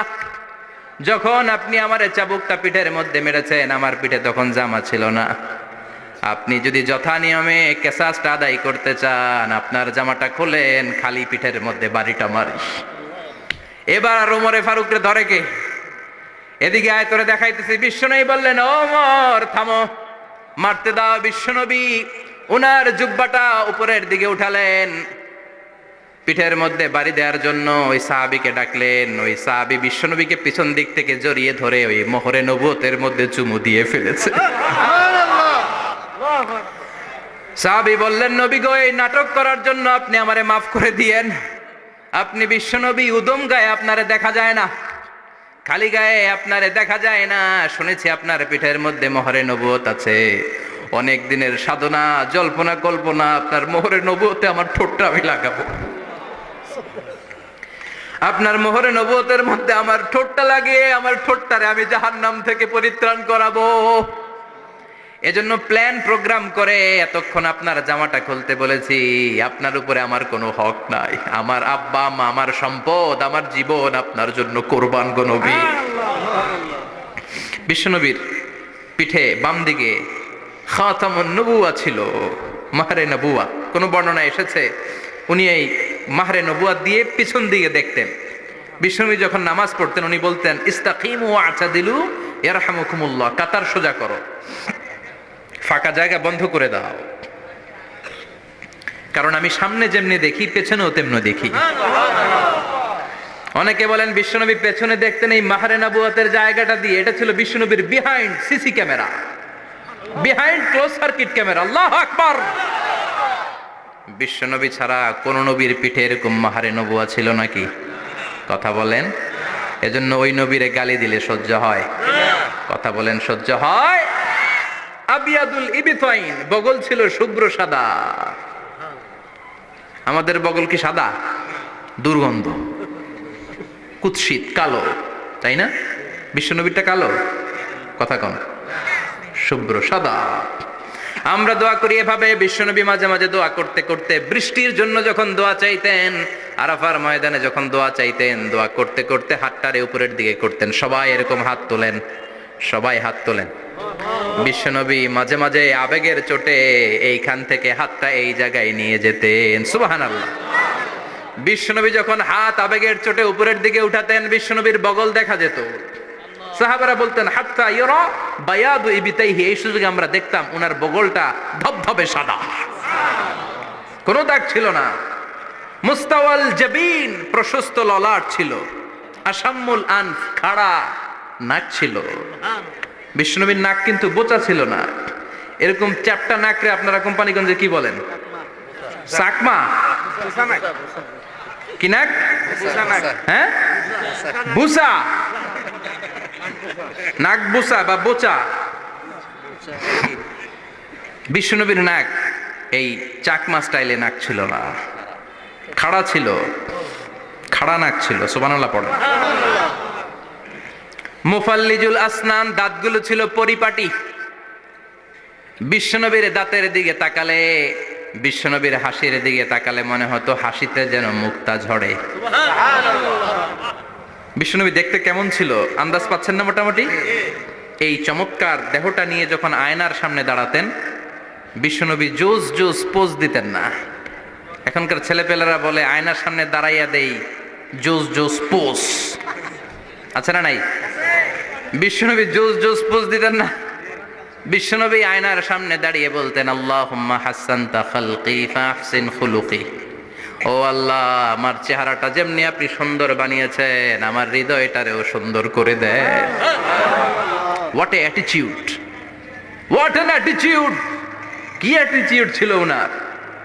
আমরা আয়নার সামনে সেজে পড়ে দাঁড়ালে চুলকে সাইজ করি, পাং করি, স্টাইল করে, ডিজাইন করি। বিশ্বনবী সুন্দর চেহারাটা নিয়ে যখন আয়নার সামনে দাঁড়াতেন বলতেন আল্লাহ আমার চেহারাটা যেমনি সাদা হৃদয়টারও সাদা করে দেন। কিছু মানুষ আছে চেহারা সাদা হৃদয় কালো, আছে না নাই? কিছু মানুষ আছে চেহারাটা কুচকুচে কালো অন্তরটা সাদা, এমন মানুষও আছে না নাই? বিশ্বনবীর ভেতরও সাদা বাহিরও সাদা। সুবহানাল্লাহ। আর এই সুন্দর সাদা দেহ নিয়ে আয়নায় দাঁড়িয়ে পড়তেন আল্লাহ চেহারা যেমনি সুন্দর চরিত্রটাও সুন্দর করে দেয়। এজন্য আয়নার সামনে দাঁড়িয়ে এই দোয়ার দরকার আছে না নাই? পড়তে রাজি আছেন? মনে থাকবে না মাহফিল শেষ ভুলে যাবেন? মনে থাকবে? আয়নার সামনে আপনি যখন দাঁড়াবেন, আপনার স্ত্রী যখন দাঁড়াবে, আপনার বাচ্চারা যখন দাঁড়াবে, বলে দিবেন বাবা আয়নার সামনে দাঁড়ানোর দোয়া পড়ো। কত অসাধারণ দোয়া! পড়েন আওয়াজ করে আমার সাথে, আল্লাহুম্মা হাসানতা খালকি ফাহসিন খুলুকি, আল্লাহুম্মা হাসানতা খালকি ফাহসিন খুলুকি। এর মানে আল্লাহ আমার চেহারাটা করেছো সুন্দর, আমার আচরণ, আমার চরিত্রটাও সুন্দর করে দাও। চিৎকার করে পড়েন আমিন। তাহলে বিশ্বনবীর ব্যাপারে তিনটা কথা আমরা শুনবো বলেছিলাম, প্রথমটা শুনে ফেলেছি, মানে উনি দেখতে কেমন ছিল। উনি দেখতে কেমন ছিল এর মধ্যে আমাদের আমলের কিছু নাই, শুধু বর্ণনা করা আর শোনা আর বিষ্ণুনবীকে ভালোবাসা, ঠিক কিনা? কারণ উনার না খাড়া, আমার তো খাড়া নাও হইতে পারে। উনি সুন্দর, আমি তো শ্যামলা হইতে পারি, কারণ এটা আল্লাহর দেয়া পরীক্ষা, ঠিক কিনা? দ্বিতীয় পয়েন্ট থেকে আমাদের আমল শুরু। দ্বিতীয় পয়েন্ট ছিল বিশ্বনবীর আচরণগত বৈশিষ্ট্য। আমার নবীর বিহেভিয়ার কেমন ছিল, কন্ডাক্ট সিস্টেম কেমন ছিল, ম্যানার কেমন ছিল, মানুষের সাথে কমিউনিকেশনটা কেমন ছিল, ব্যবহারিক জীবনটা কেমন ছিল, এগুলো আমল করার দরকার আছে না নাই? কষ্ট হচ্ছে? কষ্ট হচ্ছে? মনোযোগ আছে তো? মনোযোগ আছে না গেছে? আমরা এবার শুনবো বিশ্বনবীর আচরণ কেমন ছিল। বিশ্বনবী যখন রাস্তা দিয়ে হাঁটতেন, ইয়ামশি হাউনান, বিনয়ের সাথে হাঁটতেন। ইয়ামশি হাউনান, রহমানের বান্দারাও বিনয়ের সাথে রাস্তা দিয়ে হাঁটে, ঠিক কিনা? ওয়াইবাদুর রহমানিল্লাযীনা ইয়ামশুনা আলাল আরদি হাওনাও ওয়া ইযা খাতাবাহুমুল জাহিলুনা ক্বালু সালামা। রহমানের বান্দারা যখন রাস্তা দিয়ে হাঁটে, বিনয়ের সাথে হাঁটে, তারা অহংকার প্রদর্শন করে না, মানুষের সাথে বিনয়ের সাথে রাস্তা দিয়ে হাঁটে। এজন্য রাস্তা দিয়ে যখন হাঁটবো বিনয়ের সাথে হাঁটবো। রাজি আছেন তো? নাকি অহংকার প্রদর্শন করে হাঁটবেন? বিশেষ করে যুবকেরা, 3-4 জন যুবক একসাথে হলে রাস্তায় ওদের আর কারো হুঁশ জ্ঞান থাকে না, পুরো দুনিয়াটাই মনে হয় দুনিয়াটাই আমার, আছে না নাই? না, মুরব্বীকেও সম্মান করবা, মহিলাদেরকে সম্মান করবা, তোমার জায়গায় তুমি হাঁটবা, ভদ্রভাবে হাঁটবা। ভদ্রভাবে হাঁটার দরকার আছে না নাই? উনি মুরব্বী, একদিন উনিও তোমার মতো যুবক ছিল, ঠিক কিনা? এই যে আমার কালো দাড়ি আজীবন কালো থাকবে? কথা বলেন। উনার সাদা দাড়ি ছোটবেলায় মনে হয় সাদা দাড়ি নিয়ে আসছিল না? হ্যাঁ, উনিও একদিন তাগড়া যুবক ছিল, উনিও কোম্পানিগঞ্জ বাজারে দাঁড়ালে লোকজন তাকিয়ে থাকতো, ঠিক কিনা? তার মানে রং ধরা যৌবন জং ধরে শেষ। যৌবন সব সময় থাকে না, সার্টেন একটা পিরিয়ডের জন্য আল্লাহ দিয়েছে। এজন্য যুবক ভাইরা, তোমাদের রক্ত গরম, তোমাদেরকে বিনয়ী হতে হবে বেশি, ঠিক কিনা? রাজি আছো তো সবাই? বিশ্বনবী বিনয়ের সাথে হাঁটতেন। ওয়াকানা ইয়াতাবাসসাম, সবসময় মুচকি হাসতেন। কি করতেন? মুচকি হাসেন তো আপনারা? হাসেন না? মুচকি হাসবেন, কারণ মুচকি হাসতে পয়সা লাগে না। লাগে? মুচকি হাসি দেন তো একটা। এই যে সবার এখন মুচকি হাসি, পয়সা লাগছে? কথা কর। তাবাসসুমুকা ফি ওয়াজহি আখিকা সাদাকা, you would smile to your brother, it's a charity. তুমি তোমার ভাইয়ের দিকে তাকিয়ে যে মুচকি হাসবে, এত সদকা দেওয়ার সওয়াব হয়ে যাবে। বিশ্বনবী সব সময় মুচকি হাসতেন। হাসি 3 ধরনের, তাবাসসুম, দিহক, কাহকাহা। কাহকাহা মানে অট্টহাসি, আলিফ লাইলার দত্তরা যেমন হাসি দেয় ওই হাসি। এটা নামাজের মধ্যে কেউ দিলে নামাজও শেষ, ওযুও শেষ। আর দেহেক, হালকা আওয়াজে হাসি, সামান্য দাঁত দেখা যায় মাঝে মাঝে। বিশ্বনবী মজা করে এরকম হাসি দিতেন, কিন্তু সব সময় বিশ্বনবীর ঠোঁটের মধ্যে মুচকি হাসি লেগেই থাকতো। তাহলে আমরা বিনয়ের সাথে হাঁটবো, নাম্বার 1। নাম্বার 2, সব সময় মুচকি হাসবো। রাজি আছেন? ঘরে যেই স্ত্রীকে একটা মুচকি হাসি দিবেন, আজকে রাতেই দিবেন, যেই একটা মুচকি হাসি। রাজি আছেন? হ্যাঁ, ভালোবাসা বাড়াই দিবে কে? কথা কয় না। ভালোবাসার কথা আসলে আওয়াজ কমে যায়। ভালোবাসার কথাও কোরআনে আছে না নাই? আল্লাহু আকবার। আল্লাহ দাম্পত্য জীবনের ভালোবাসা তুমি বাড়িয়ে দাও। আমিন। ইযাল তাফাতা ইলতাফাতা জামিআন। এই 2-1 জন ওঠা বসা করতেছে কেন? ওঠা বসা করা যাবে না, বসেন। আর অল্প কয়েক মিনিট কথা বলবো। এখানে তো অনেক বিশৃঙ্খলা, আমি তো বলতেছি না কিছু, অনেক বিশৃঙ্খল হয়ে গেছে মাহফিলটা। ওঠা বসা করা যাবে না, বসেন। 2-4 মিনিট কথা বলে আমরা একসাথে বিদায় নিব। কারণ এই মাহফিলগুলোর একটা সৌন্দর্য আছে, আপনি ওঠা বসা করলে সৌন্দর্যটা নষ্ট হয়। আপনি কি মনে করছেন শুধু এই মিডিয়া কর্মীরাই ভিডিও করে, ফেরেশতাদের ভিডিও নাই? ওয়া কুল্লা শাইইন আহসাইনাহু ফি ইমামিম মুবিন। ফেরেশতাদের ভিডিও ক্যামেরার নাম ইমামুম মুবিন। সুবহানাল্লাহ পড়েন। এই ইমামুম মুবিন নামক ক্যামকর্ডার, এটা দিয়ে তারা রেকর্ড করে নিয়ে যায়। এজন্য ওঠা বসা করলে এটা সুন্দর লাগবে? কথা বলেন। আর উঠবেন কেউ? আর কয়েক মিনিট কথা বলবো, আমরা কেউ উঠবো না ইনশাআল্লাহ। পড়েন। ইযাল তাফাতা ইলতাফাতা জামিআন। বিশ্বনবীর যদি ডানে বায়ে কোথাও তাকানোর দরকার হতো, উনি আর চোখে তাকাতেন না। অনেকে এইভাবে বসে আছে, ডানে এমনে তাকায়, এমনে আছে না নাই? এইভাবে এমনে তাকায়, আছে না নাই? এভাবে তাকানো যাবে না।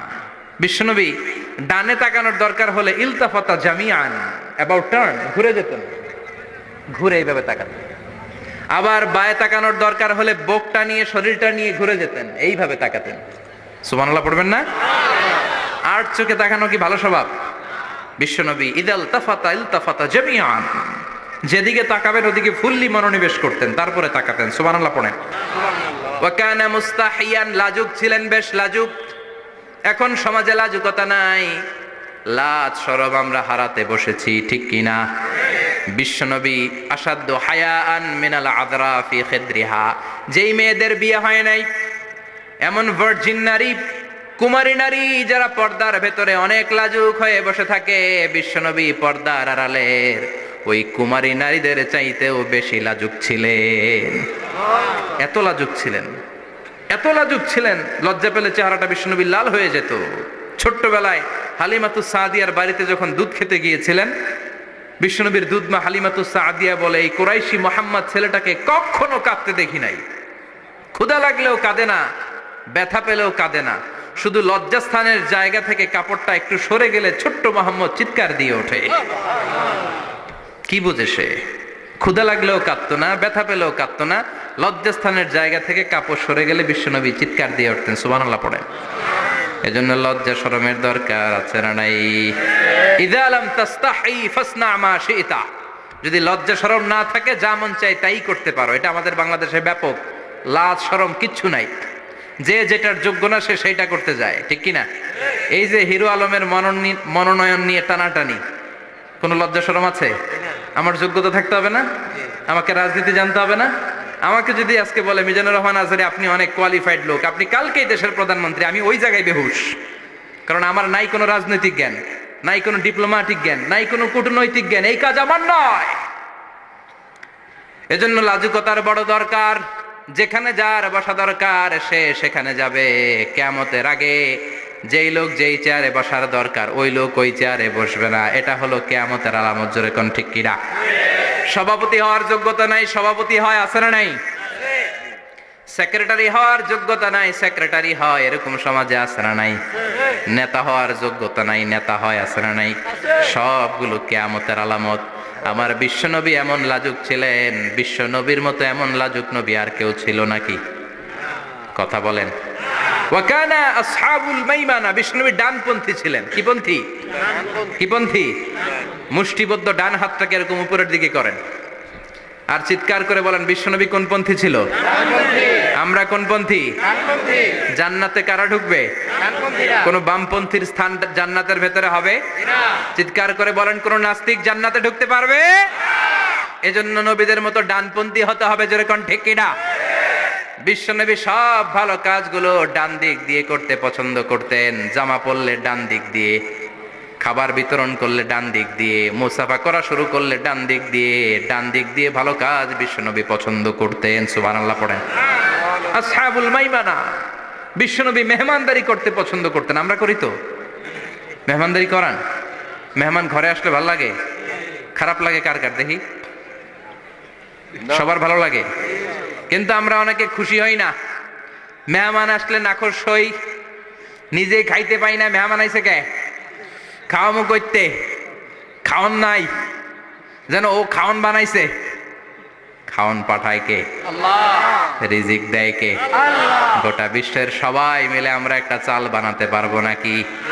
ও মিয়া চাইনিজ চাউল না, চাইনিজ ডিম না, ওগুলা সবাই পারে, ঠিক কিনা?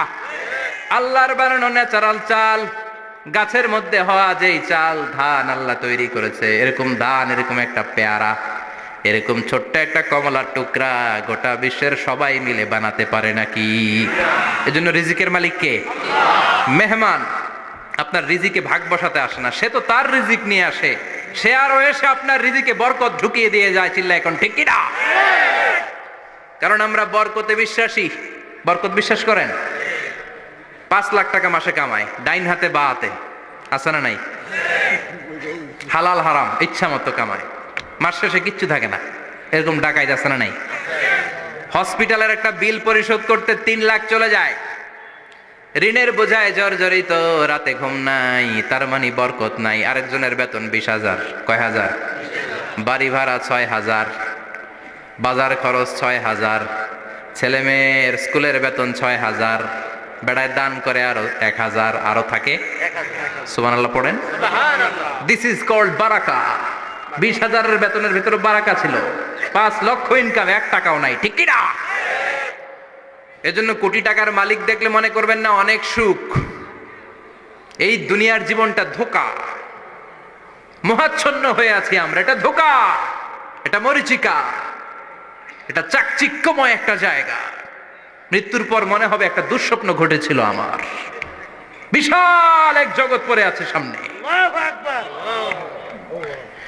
দুনিয়াটাই ধোঁকা, দুনিয়াটাই মোহের জায়গা। আমরা সবাই মোহাচ্ছন্ন হয়ে আছি।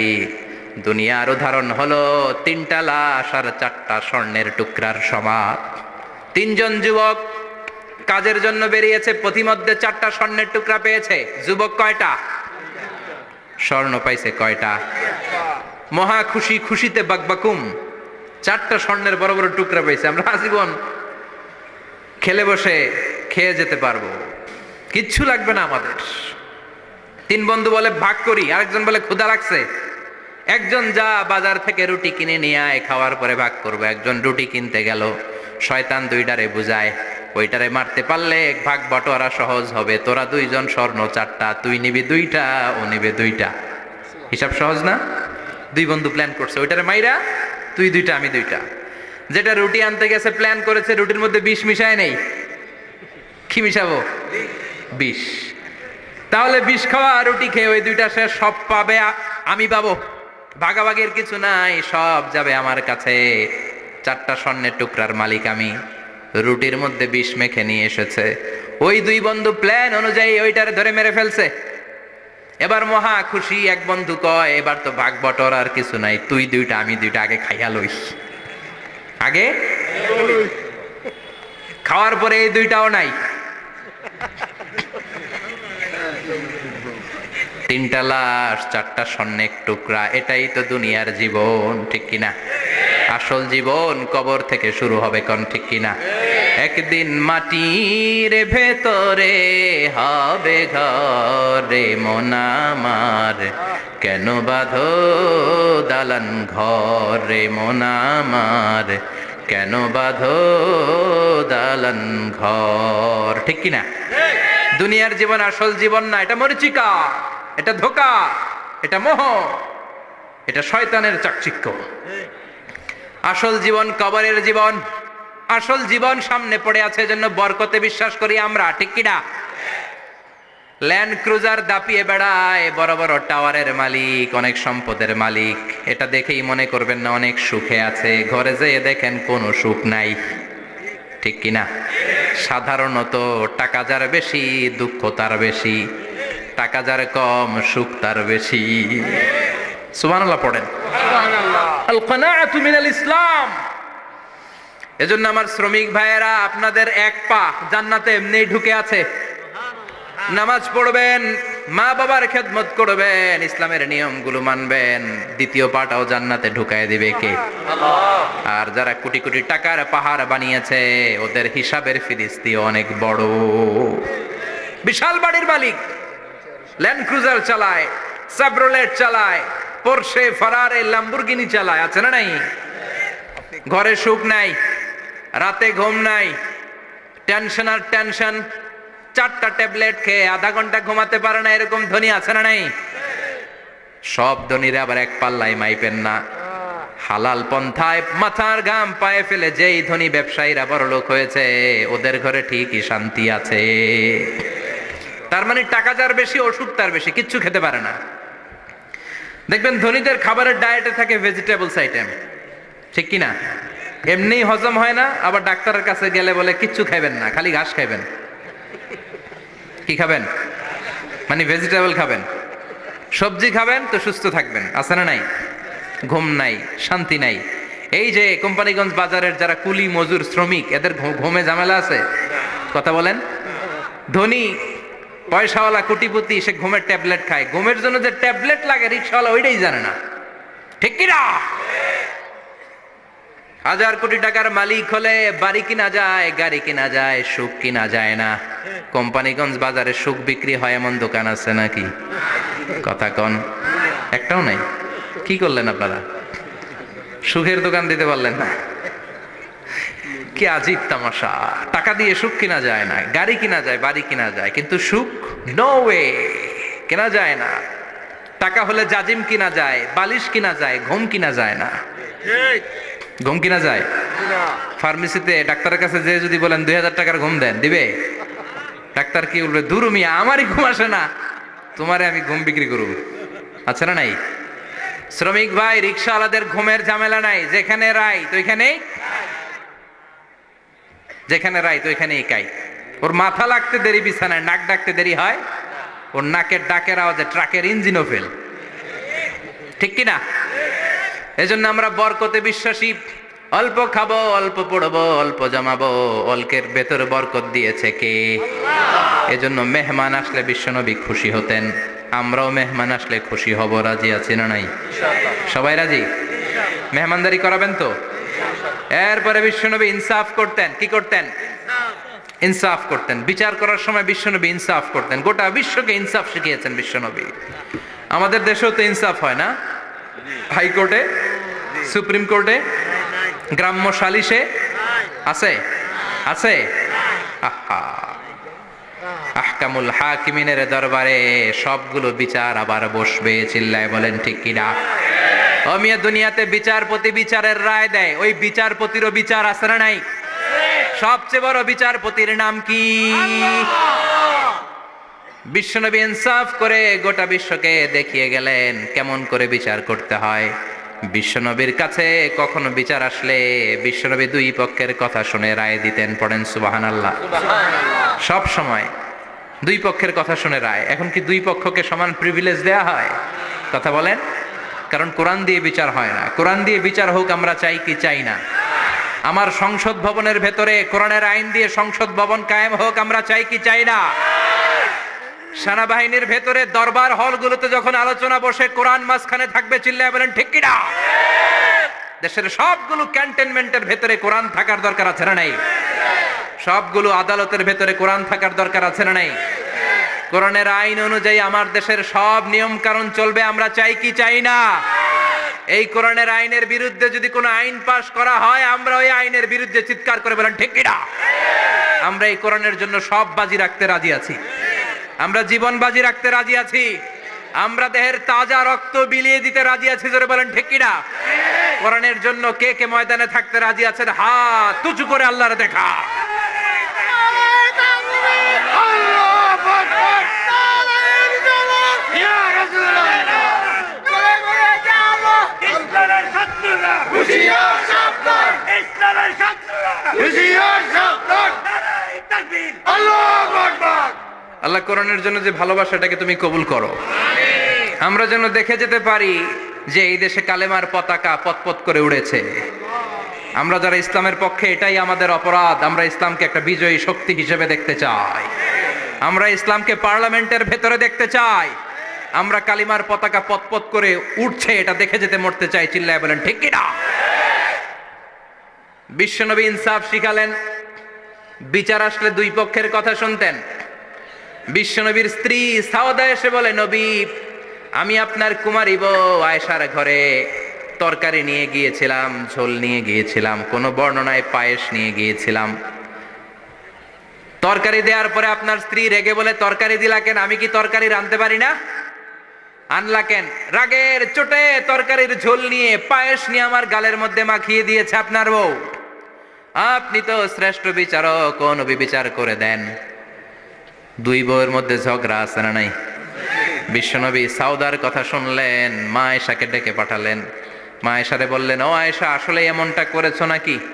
মা আয়েশা বলে, নবী, তখন আমার মেজাজটা বড্ড গরম ছিল, রাগের মাথায় ঝোল নিয়ে আমি সাউদার মুখে লাগিয়ে দিয়েছি। আসলে কাজটা ঠিক হয় নাই, আমারে ক্ষমা করেন। বিশ্বনবী দুইজনের কথা শুনে ঠান্ডা হয়ে বসলেন। সুবহানাল্লাহ। একজনের কথা শুনে রায় দেয় নাই, ঠিক কি না?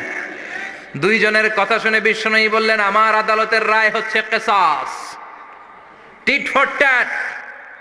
যেমন করেছো তেমন, ঘুষি মারলে ঘুষি। গুতা মারলে গুতা, ঠেলা মারলে ঠেলা, আচ্ছা না নাই? সাউদাকে যেমনি তুমি পায়েস মাখিয়ে দিয়েছ, সাউদাও পায়েসের বাটি থেকে কিছু পায়েস নিয়ে আয়েশার গালে মাখো। সুবহানাল্লাহ পড়েন। সাউদাও বিশ্বনবীর রায় অনুযায়ী বাটি থেকে পায়েসের ঝোল নিয়ে মা আয়েশার গালের মধ্যে মেখে দিলেন। মা আয়েশা কি আর করবেন, হেসে দিলেন।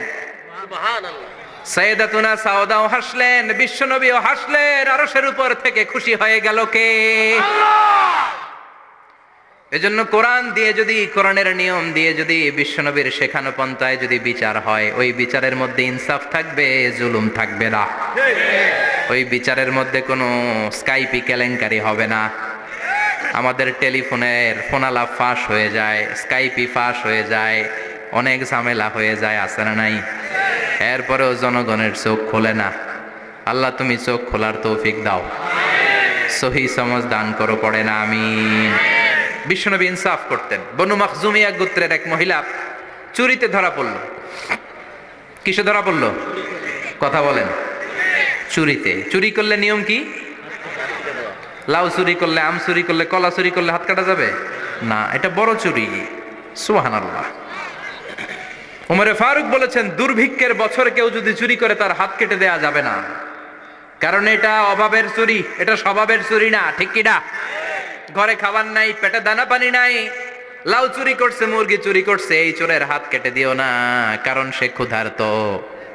পেটে খাবার আছে, গায়ে জামা আছে, সমাজে সম্মান আছে, তারপরেও পুরো দেশটা খেয়ে ফেলতে চায়, এরকম ডাকাত আছে না নাই?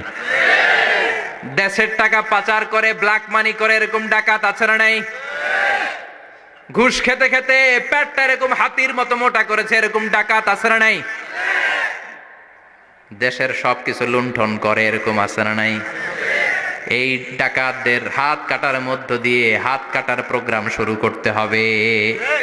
এরকম একটা ডাকাতের হাত কেটে যদি দেশের গভর্নমেন্ট বাইতুল মোকাররমে জুমার নামাজের সামনে লাইভ সম্প্রচার করে, সারা বাংলাদেশের 18 কোটি মানুষ যদি দেখে, আর কেউ চুরি করবে?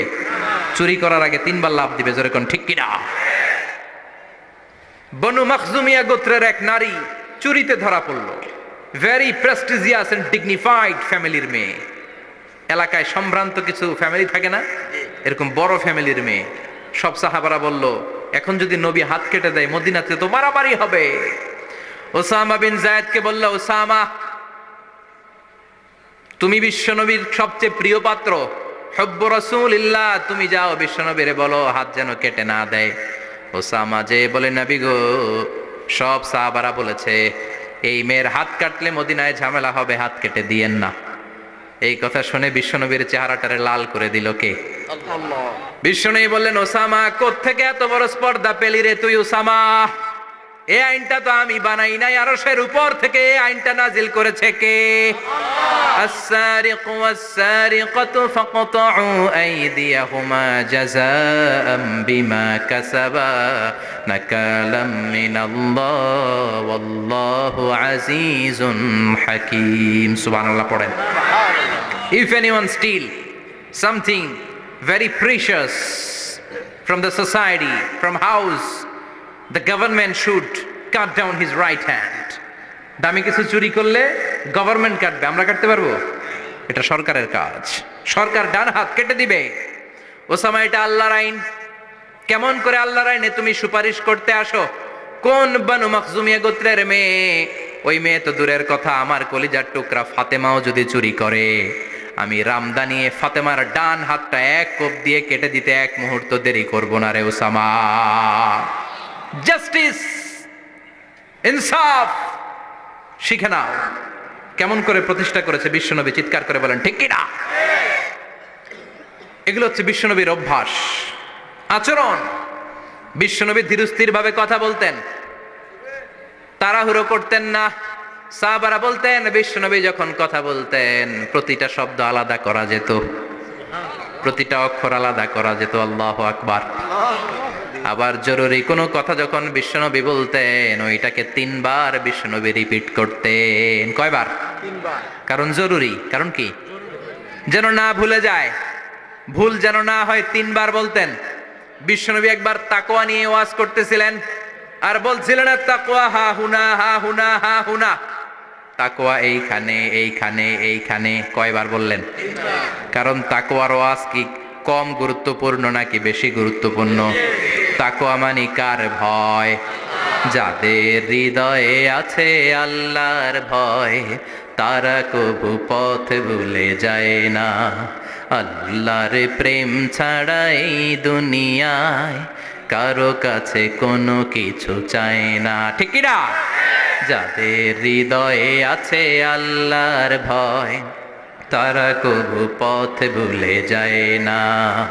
আল্লাহর প্রেম ছাড়া এই দুনিয়ায় কারো কাছে কোনো কিছু চাই না। রাতের আধারে যারা সেজদাতে রয়, দু চোখের শ্রুতে নদী যেন বয়। রাতের আধারে যারা সেজদাতে রয়, দু চোখের শ্রুতে নদী যেন বয়।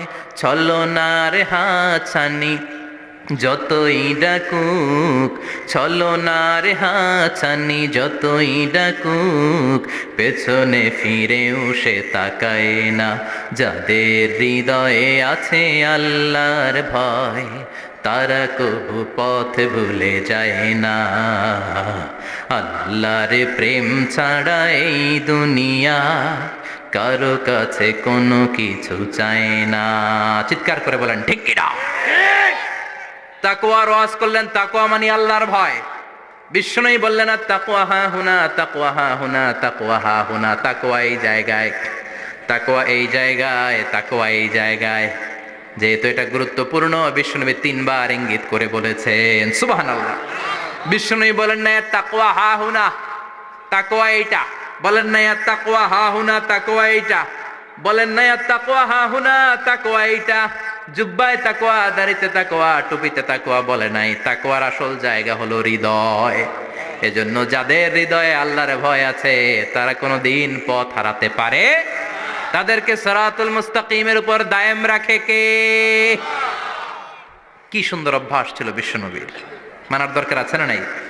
বিশ্বনবীর আরেকটা অভ্যাস ছিল, বাসি খাবার খেতেন না, জানেন? বাসি খেতেন না, অল্প খেতেন, কিন্তু যেটা খেতেন ভালোটা খেতেন। অল্প খেতেন কিন্তু যেটা খেতেন ভালো খেতেন। মধু খেতে পছন্দ করতেন, কিন্তু মধুর মধ্যে দুর্গন্ধওয়ালা একটা মধু আছে না, মাগাফির। বুখারীতে লম্বা ঘটনা, ওইদিকে যাব না। এই মাগাফিরের মধু উনি খেতে চাইতেন না। ভালো সুগন্ধিওয়ালা মধু তিনি বিশ্বনবী খেতে পছন্দ করতেন। বিশ্বনবীর খাবারের তালিকায় সবচেয়ে পছন্দনীয় তালিকায় ছিল এই মধু। মধু খেতেন, দুধ খেতেন, খেজুর খেতেন, জব খেতেন, বার্লি খেতেন, ছাগলের বাজুর মাংস খেতে পছন্দ করতেন, সিনার মাংস। সুবহানাল্লাহ কইবেন না? What a choice! কি চয়েস ছিল বিশ্বনবীর! বাজুর মাংস খেতেন। বিশ্বনবী লাউ খেতে পছন্দ করতেন, লাউ। রুম্মান ফল খেতে পছন্দ করতেন, রুম্মান মানে ডালিম। রুম্মান মানে কি? ডালিম খেতে পছন্দ করতেন। মাশরুম খেতে পছন্দ করতেন। সুবহানাল্লাহ পড়েন। মাশরুমের স্যুপ পাওয়া যায় না রেস্টুরেন্টে? বিষ্ণু বলতেন আল কামআতু মিনাল মান্নি ওয়া মাউহা শিফাউন লিল আইন। এই কামআ মানে মাশরুম, ব্যাঙের ছাতা, এটা হলো মান্না সালোয়ার মতো দামি খাবার। আর এই মাশরুমের স্যুপ চোখের জন্য মহৌষধ। যাদের রাতকানা দিনকানা আছে, মাশরুমের স্যুপ খান, চোখ ভালো করে দিবে কে? এজন্য বিষ্ণুনবী যেগুলো খেত, এগুলো খাওয়ার দরকার আছে না নাই? বিষ্ণুনবীর যে সুন্দর চরিত্র ছিল, আচরণ ছিল, এগুলো পালনের দরকার আছে না নাই? তাহলে বিশ্বনবীর 3টা কথা বলবো বলেছিলাম। প্রথম কথা ছিল দেখতে কেমন ছিল। অনেক কথা এত বলা যাবে না, সংক্ষেপে বললাম যে বিশ্বনবীর আচরণ কেমন ছিল। এখন শুনবো, শেষ কথা বলে যাই, বিশ্বনবীর ইন্টেলেকচুয়াল পাওয়ার কেমন ছিল, ওনার বুদ্ধিমত্তা কেমন ছিল। Our beloved prophet Muhammad, the last messenger, was a very good mediator. বিশ্বনবী ভালো মিডিয়েটর ছিলেন। বিশ্বনবী ভালো মধ্যস্থতাকারী ছিলেন। ঝগড়া লাগলে মিলাই দিতে পারতেন, চমৎকার। সুবহানাল্লাহ বাড়িতে দেয়া। জিমায় পড়ছেন? কষ্ট হচ্ছে? আর কয়েক মিনিট পড়বো, একটা তাকবীর দেন, লিল্লাহি তাকবীর। He was a very good mediator. মধ্যস্থতাকারী ব্যক্তিত্ব ছিলেন। স্বামী স্ত্রীর মধ্যে ঝগড়া লাগলে মিলাই দিতেন, বন্ধু বন্ধু ঝগড়া মিলাই দিতেন, সমাজে সমাজে মারামারি মিলাই দিতেন। মক্কা থেকে মদিনায় যখন গেলেন, মদিনায় 120 বছরের একটা যুদ্ধ চলছিল, কেউ যুদ্ধটা থামাতে পারে না। বিশ্বনবী 7 দিনের ব্যবধানে যুদ্ধ থামিয়ে দিলে। Intellectual capacity, very good mediator. এজন্য বিশ্বনবীর উম্মত যারা, তাদের অভ্যাস হবে ঝগড়া লাগায় দেওয়া যাবে না, মিলায় দিতে হবে, ঠিক কিনা? আমরা যদি ঝগড়া দেখি দূর থেকে আরো লাগায় দিতে চাই, আছে না নাই? কোম্পানিগঞ্জ বাজারে ঝগড়া, কয় লাগুক আরো লাগুক, ধরবি না, থামাবি না, দূর থেকে মজা দেখি, মজাই লাগে, এরকম ডাকাইতে আছে না নাই? আগুন লাগলে পানি দিয়ে নেবায়, অনেকে তেল ঢালে, আছে না নাই? কি করবেন? মিলিয়ে দিবেন। আপনার মর্যাদা বাড়িয়ে দিবে কে? আল্লাহ। বিশ্বনবী ভেরি গুড মিডিয়েটর ছিলেন। বিশ্বনবী লজিক্যাল এবং রেশনাল ছিলেন, বুদ্ধিমত্তাকে কাজে লাগাতেন। এক সাহাবী এসে বলে, নবী ইযান লি বিজিনা, আমারে জিনার অনুমতি দেন। কিসের অনুমতি? কার কাছে অনুমতি চাইলো? অন্যান্য সাহাবারা এই যুবক ছেলেটাকে ধমকাতে লাগলো, বসো, এই মিয়া বসো, বিশ্বনবীর কাছে কি কথা বলে এগুলা? ওই যুবক বসে রইল। বিশ্বনবী কাজ সারলেন, এরপর বললেন, আইনা শাবাব, ওই যুবকটা কোথায়, এদিকে আসো, কি চাইছো বলো। কয়, বিশ্বনবী আপনি আমারে জিনা করার অনুমতি দেন। বিশ্বনবী যুবকটারে কাছে ডেকে আনলেন, বললেন, ও যুবক, তোমার ঘরে বোন আছে কিনা? কয় আছে। তোমার বোনের সাথে কোনো পুরুষ জিনা করুক, তোমার কেমন লাগবে? সে বলে, আমি এই পুরুষটারে হত্যা করব। হত্যা করবা? ওকে, ডান। তোমার ঘরে মা আছে কিনা? আছে। তোমার মায়ের সাথে পর পুরুষ জিনা করবে, কেমন লাগবে? কয়, আমি সাইজ করবো ওরে। তোমার ঘরে স্ত্রী আছে কিনা? আছে। তোমার স্ত্রীর সাথে যদি কেউ জিনা করে কেমন লাগবে? বলে, আমি তারে ছাড়বো না। বিশ্বনবী বললেন, তাহলে যেই মহিলার সাথে তুমি জিনা করবা, সেও তো কারো বোন, সেও তো কারো স্ত্রী, সেও তো কারো মা, ঠিক কিনা? সুবহানাল্লাহ, হোয়াট অ্যান ইন্টেলেকচুয়াল ক্যাপাসিটি। যুবক বলে, তাই তো, এইভাবে তো ভাবি নাই। আমি যার সাথে পাপ কর্ম করব, সেও তো কারো বোন হবে, সেও তো কারো মা হবে, সেও তো কারো স্ত্রী হবে। ও নবী, আপনি আমারে মাফ করে দেন, আমার জন্য দোয়া করে দেন, যেন তাকওয়ার উপর জীবন প্রতিষ্ঠা করতে পারি। লজিক্যালি জিনিসকে সলভ করার চেষ্টা করতেন। মুআয ইবনে জবালকে বিশ্বনবী সাল্লাল্লাহু আলাইহি ওয়াসাল্লাম ইমাম বানিয়ে পাঠালেন। উনি ইমামতি করতে গেলেন এক মসজিদে।